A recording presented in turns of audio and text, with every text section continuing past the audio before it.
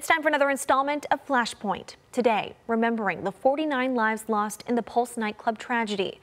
News 6's Eric Von Aken sits down with Mayor Buddy Dyer as the one-year mark approaches. Good morning to you. I'm Eric Von Aken. June 12th is going to have new meaning here in the City Beautiful. The city of Orlando, Orange County, and the Pulse nightclub have dedicated the day as a day-long remembrance, 1 year after Pulse. And joining us today on Flashpoint, one of the leaders who helped make this happen is Orlando Mayor Buddy Dyer. Thank you, sir, for being here. Thank you, Eric. How are you this morning? Doing well. Welcome to you. Thanks. It is, I know it sounds cliche, but it's hard to believe it has been 1 year. How were you feeling? How were you thinking? You know, June 12th was obviously, June 12th of last year, the worst day in the history of the city of Orlando. But I've said it on many occasions, I could not be more proud of our community and how we responded with resilience and love and compassion for the victims and the families of the victims and the whole LGBTQ community, the Latino community. So as sad as everything is, I'm extremely proud of our community. And we hear that over and over again from so many people, the resiliency of the community. You've talked about that too. Well, from the very beginning, we made sure that June the 12th, we weren't defined by the act of a hate-filled killer, but yet we were defined by our response. And there's no question it was with love, compassion, unity. Our community came together in a way that it never has before. Although I have to say, if you're not already a city that embraces equality and diversity and fairness, you can't just create that on June the 12th. So we were who we were on that day. I agree with you. The city, long before this happened, was that way. How have we changed, though? What is different since June 12th? You know, I think some that weren't on that same approach are now more accepting of people with different lifestyles and different viewpoints and beliefs than they may have. I think a lot of minds have been changed. And then if you look around the world, I don't think there's been a lot of tragic events, right? But I don't think there's one that there's been such an outpouring of love towards a community like there was about Pulse. Not long after the wife of the Pulse gunman's arrest, you released a statement applauding the FBI and law enforcement.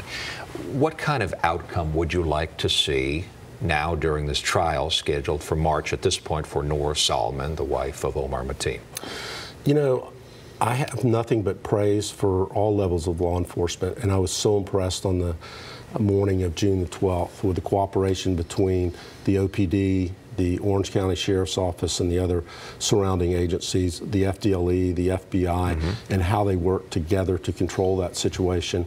And then the FBI took the lead in the investigation after it was over, and we cooperated with them. There were some things that I would rather have made public immediately that we weren't able to do so that we didn't hinder their investigation, but they conducted an extremely thorough investigation. I've never once said the name of the killer or his wife, and I choose not to. They became air to me. What our job was to heal our community, and I didn't need to focus on them, but I'm sure that the FBI will get the right outcome. This is going to be one of the biggest trials, perhaps, that Orange County, Central Florida, has ever seen. We've seen some big ones recently. This could be perhaps the most watched around the world.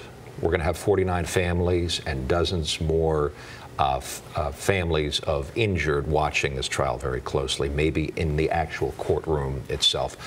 What kind of outcome do you want to see for those folks?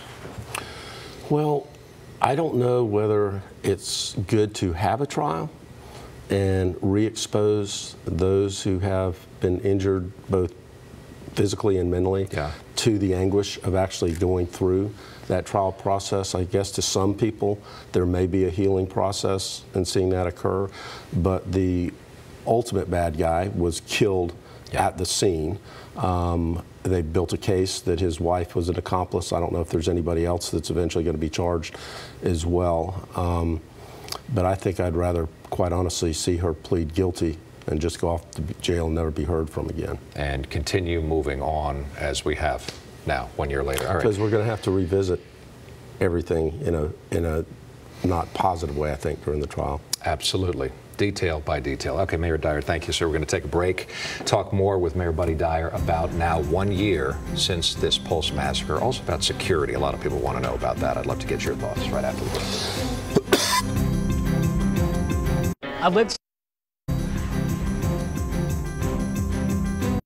But understand, this is never going to be over. 49 families lost their loved ones, and a whole bunch of others either have physically injured members or psychologically injured members, and that's those that were in the club, those who responded to the club, those who treated people on June the 12th. So we need to continue to embrace and uplift everybody involved in that.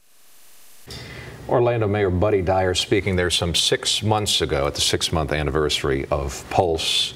He joins us now again this morning. Thanks again for being here. Mayor, I was in the room when you said that soundbite. In fact, I think that was my question to you. I think I asked you something to the effect of what has changed, how have we moved on, what's different, and then that was the answer you gave.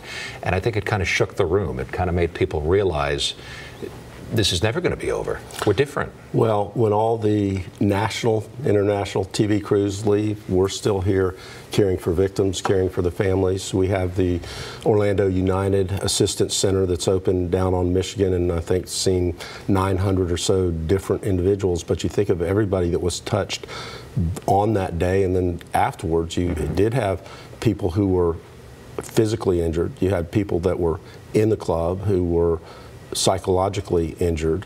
You had the responding personnel, both law enforcement and medical, and then you had the entire community. It's affected the LGBT community as a whole and the Latino community as a whole, so it's going to be a long time in the healing process. Right, and the Orlando community, Central Florida, I mean, you know, it affected us. We were out there that morning as well. Some of us are still having nightmares over it, right, as are many people.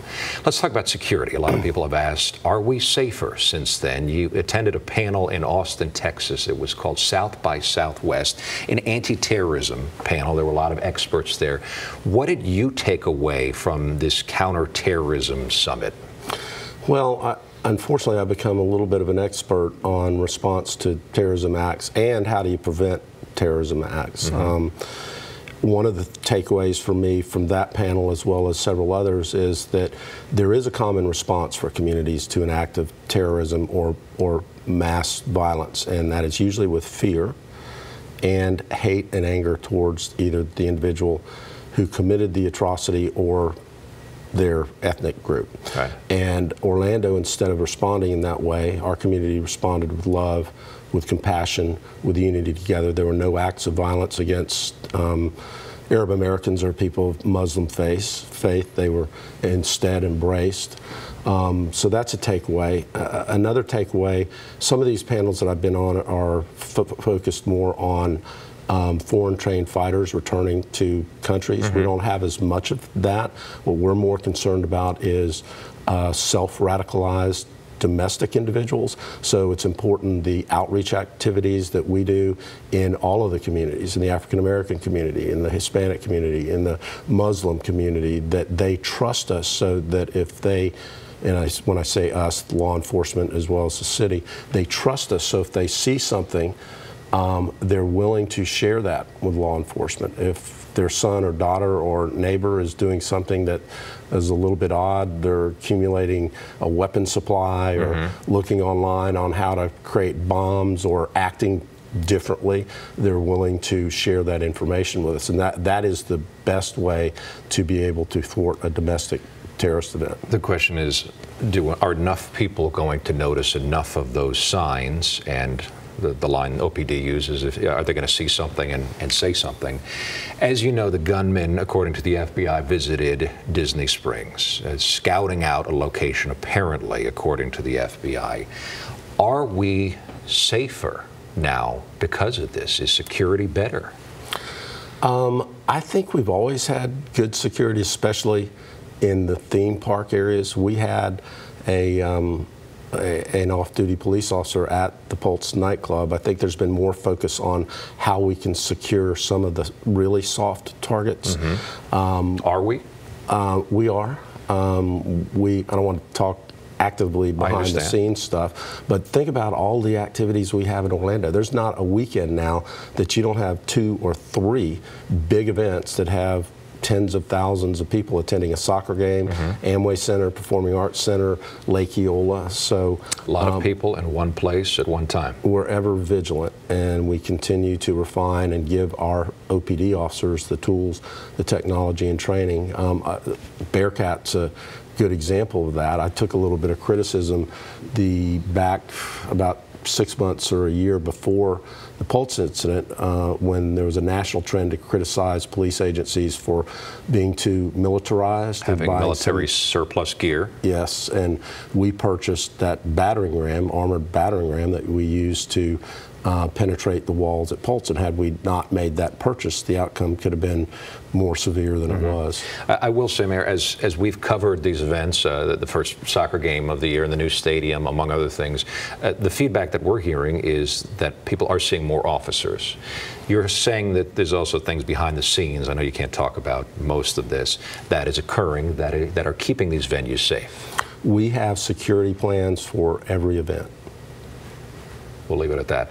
One more question about this workers' compensation bill offering benefits for first responders with PTSD. We've heard from a lot of people who helped out a lot the night of Pulse, who are, as I said earlier, having nightmares about this, and worse than that, they're having a very tough time with what they saw. This bill is working itself through Tallahassee, as you know. Your thoughts on this? We know the first responders say this is very necessary. I'm extremely supportive of the legislation right now. Workers' comp doesn't cover PTSD, so we would like to have that covered. We immediately brought in counselors. I think Monday for police officers, Tuesday and Wednesday for firefighters after Pulse, and you know, they're big, strong men and women that sometimes think they don't need counseling, so it's important to let them know that. One disappointing thing is the University of Central Florida has a state-of-the-art PSTD treatment center that the legislature just cut funding to, and in a year that it's more needed than ever, and that's for veterans and for police officers, that type of thing. It's disappointing they cut that funding. We have time for one more for you. A week from tomorrow, June 12th, is going to be known as Orlando United Day. Your involvement, Mayor, specifically on that day, what's it going to look like? So City, County, the Alliance, most of the LGBT community groups are involved in creating a day of love and kindness, so we'll have acts of love and kindness, and there'll also be several scheduled events, one at the Disney Amphitheater, that'd be a large vigil, a couple at Pulse itself. Our coverage of Pulse 1 year is going to continue here on Flashpoint, on News 6 in the coming days, and on clickorlando.com. We know this is going to be a very difficult day for many of us here in Central Florida. Mayor Dyer, thank you so much for coming in this morning. I know that this is going to be also a special day of remembrance for you and the city and us here at News 6. Thanks, Eric. For now, thanks for joining us. Have a great day. Thanks for staying with us.